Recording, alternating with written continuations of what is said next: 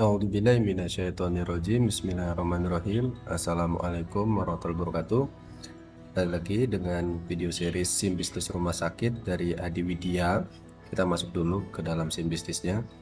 Kali ini kita akan membahas untuk mengaudit inventory kita atau pengadaan kita.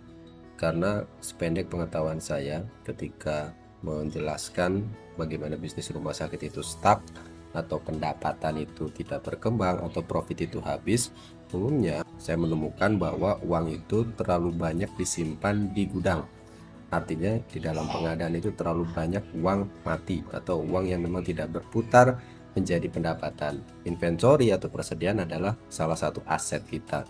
Jika aset itu tidak berputar dengan baik, mengendap di sana entah karena tidak keluar atau karena memang tidak efektif dalam perencanaannya, forecastingnya, atau dalam penggunaannya oleh DPJP para dokter kita di rumah sakit ataupun di klinik, itu pun akan membuat cash flow kita terganggu sehingga revenue kita stuck, tidak bertambah, sedangkan pasien kemudian dari beban kerja dan sebagainya itu padahal sudah over ya, sudah berlebih, kok uangnya tidak ada. Nah, kita gunakan SIM bisnis ini, kita masuk ke dashboard.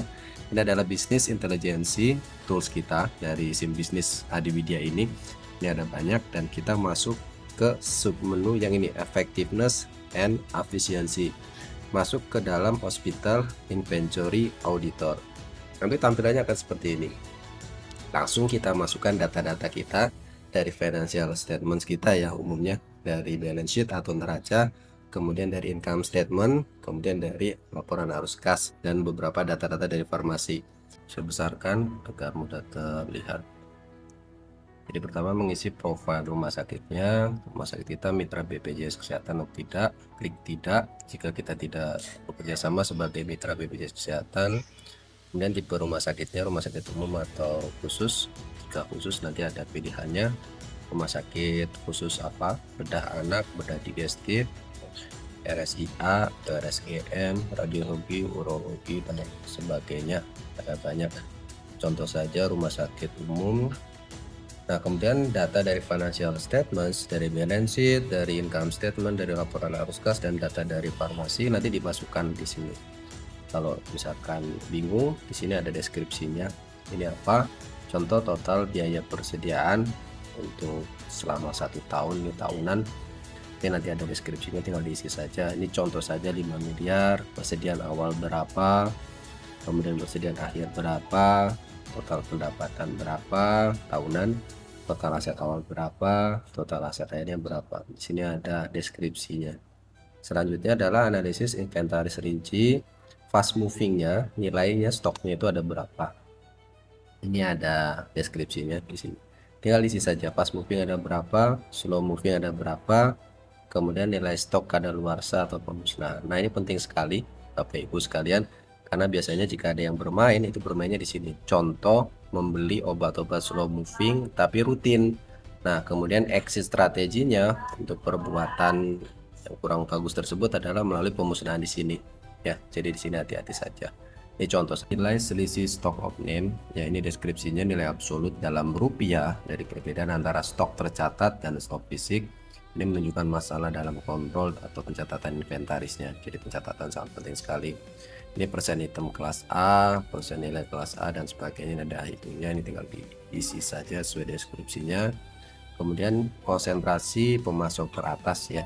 Jadi ini 3 pemasok terbesar Anda. Angka yang tinggi menunjukkan adalah ketergantungan yang tinggi. Jadi memang jangan berpatok hanya kepada 3 vendor saja, misalkan Kalbe, Sanbe, atau Dexa dan sebagainya ya. Ini contoh saja 60%. Kemudian ada menu analisis klinis dan pengadaan lanjutan opsional, tinggal diklik.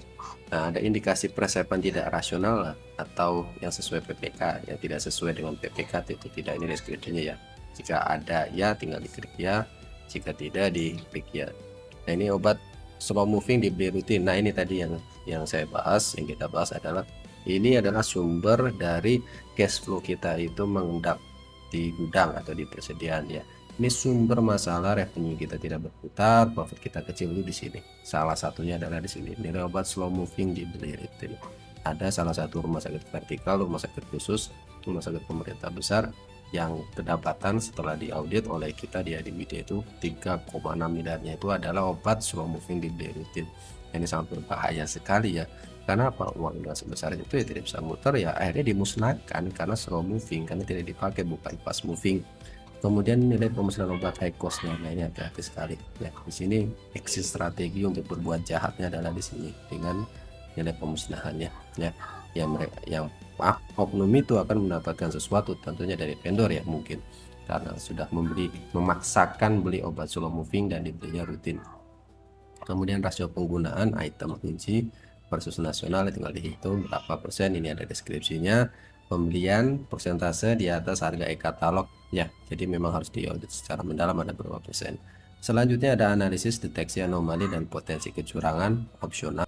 Ini peningkatan penggunaan obat mahal tanpa korelasi diagnosis. Jadi mungkin ada 1 atau 2 dokter oknum yang dia memaksakan beli obat mahal. Ini bagus, ini dibutuhkan, tapi tidak ada korelasinya dengan diagnosis. Ini pun harus menjadi audit kita, fokus audit kita. Jadi memaksakan walaupun bicaranya sangat bagus sekali, terlihat sangat relevan, tetapi jika tidak ada korelasi diagnosis ya langsung dihitung ada berapa persen dari audit kita.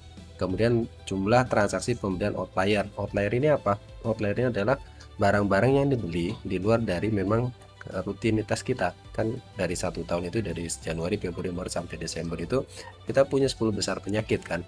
Ini tapi dibeli tidak berhubungan dengan 10 besar penyakit tersebut, dengan 10 besar tindakan tersebut yang memang kita rutin, yang polanya sudah tercatat, kecuali memang ada outbreak dan sebagainya, is oke. Tetapi ini tidak ada outbreak dan di luar dari pola kebiasaan, ini kita sebut outlier ya. Ini ada berapa rata-rata transaksi per bulannya, maka akan ke detect, akan ketahuan. Selanjutnya ini persentase faktur tanpa kesesuaian penuh. Nah ini hati-hati sekali nih, ketidaksesuaian antara PO versus penerimaan versus faktur. Nah ini bisa diajak kong kali kong dari tenaga kita di farmasi. Jadi si penerima itu sesuai tidak sesuai dengan PO-nya, sesuai dengan fakturnya. Biasanya di sini jika memang ada kebocoran ya di sini ujungnya adalah di sini ya. Ketika sudah diisi semua maka diklik analyze turnover. Bisnis intelijensi ini dari SIM Business Media secara pintar akan menghasilkan solusi ya. Sekali lagi solusi, tidak hanya hasil assessment tapi solusi konkretnya. Oh, kebocorannya di mana, ada masalahnya di mana, kemudian apa solvingnya secara realistis yang dapat diimplementasikan di rumah sakit kita sesuai dengan problem kita.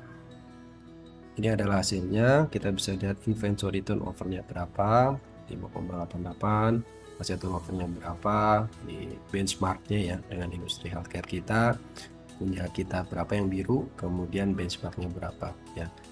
Kalau ini kan datanya tadi random, nah nanti disesuaikan dengan data Bapak itu secara otomatis dia akan terinput di SIM Business ini, nanti dia bridging dengan SIM RS-nya.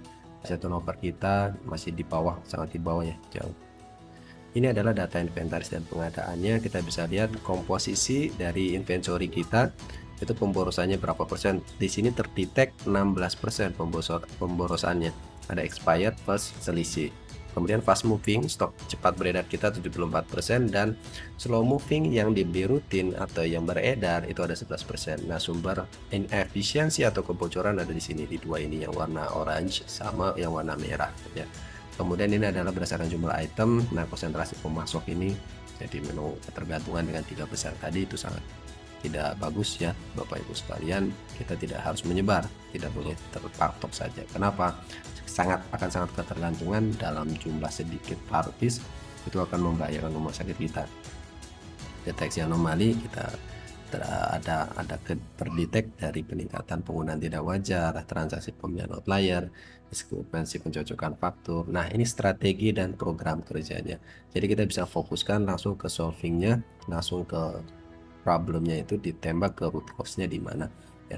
Apakah dari perputaran inventarisnya, atau dari kontrol internalnya, dari efisiensi klinis, atau dari risiko pengadaan dan manajemen pemborosan. Di contoh case ini adalah di perputaran inventarisnya belum maksimal ya. Jadi kita bisa fokuskan kemana, tidak asal tembak cepat-cepat ke tidak sembarangan, tidak fokus dan sangat efektif. Ini eksekutif summary-nya kita bisa lihat ya. Kemudian ada analisis perputaran keuangannya tingkat makro, kemudian kesehatan inventaris tingkat mikronya ada, kemudian analisis strategi pengadaan procurementnya kita bisa lihat di sini, kekuatan supply demand-nya itu lemah, resiko gangguan pasukannya juga mitigasinya bagaimana saja, ini analisis efisiensi klinis dan kepatuhan pengadaannya. Jadi memang detailing sekali, dan contoh-contoh obat apa saja yang memang kita bisa tingkatkan lagi ya dari kepatuhan klinis. Ini contoh-contohnya, jadi memang detail di SIM bisnis Adiwidya ini. Nah, analisis potensi kecurangannya dan kebocoran tersembunyi ada di mana saja, potensi-potensinya ada di mana, praktik list ada di mana. Ini ada contoh-contoh obatnya juga ya, kelemahan indikatornya ini ada di mana saja, faktur fiktif, kemudian ada tindak rekomendasi investasi tindak lanjutnya menggunakan pendekatan apa, kemudian rekomendasi strategi teratas ada apa saja dan metodenya, kemudian ada pendekatannya dan sebagainya. Jadi memang lengkap sekali dari SIM bisnis ini dari Adiwidya. Harapannya memang uang itu tidak mengendap di inventory atau di pengadaan atau di gudang kita, sehingga cash flow berjalan, revenue baik, dan profit bisa terekstrak dengan maksimal agar rumah sakit ataupun klinik